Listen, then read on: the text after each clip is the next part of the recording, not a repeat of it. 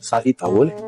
Androany tsika resaka momba ny vehivavy la lafy ratsy ny vehivavy mihitsy amin'ny toetra ny vehivavy zany satria vao avy nakalazaina zany ny fetin'ny vehivavy tamin'ny lahy de hoe milahy be ny vehivavy zao fa za mahita io vehivavy io tsy mety afa-po mihitsy io amin'ny fiainana. Tsy haiko lisany na ohatry fa zao le tantara de nohy tsara nazaka sipa zany de io sipa io entiko hiaraka hivoakavoaka amina mpandeha aminy zoma ariva de raikitra ny revo de tena samy misotrosotro de misotrosotro de doniny amizay jereo ozy izy ny fond d'écran ny anina fond d'écran ny telefônina ny anina fa sara ny vadiny de oza mantsy anazy hoe tsara kosa ho aza vadiny le ry zany efa fantatro io zany hoe teo atao an'izay hoe ovay fond d'écran koa sariny ay tsara kosa ho aza vadiny le ry zany de io izy mila vanina io zany de anao amin'io sipa voazakako tamin'ny fakomaly tery amin'ny ary amin'ny pusery neny olona efa hoe vadiny mihitsy de ho ampitovinao am'izany zany hoe tsy maintsy ataoko fond d'écran ianao fa ilamina am'le manamby tamby satria mbola tsy azony laly mofo de efa ozy lahy hoe ataoko ty rangaha fa tsy mody tsy atao maso fotsiny de ok ary napitson'iny le izy novaiko sariny de vita le nanomboany le sariny napitson'iny no zay ny atoandro tena jeria fotsiny taty ny telefonanao izy jeria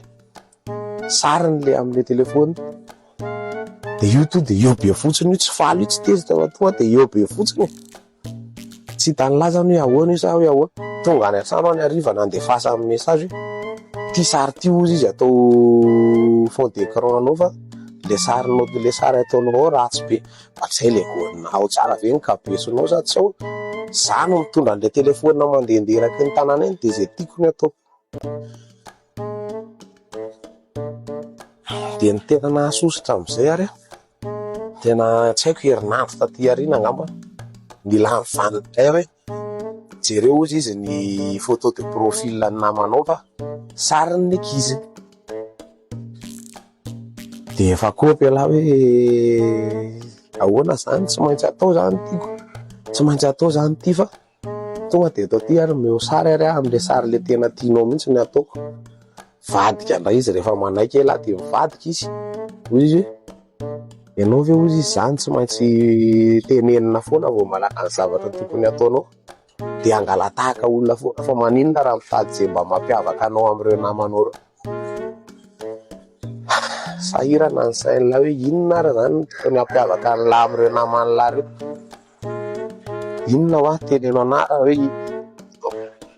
maninona ozy izy raha sary tapaka nomeko anao de ataonao amin'ny karapanondronao sy ny permis anao sary tapaka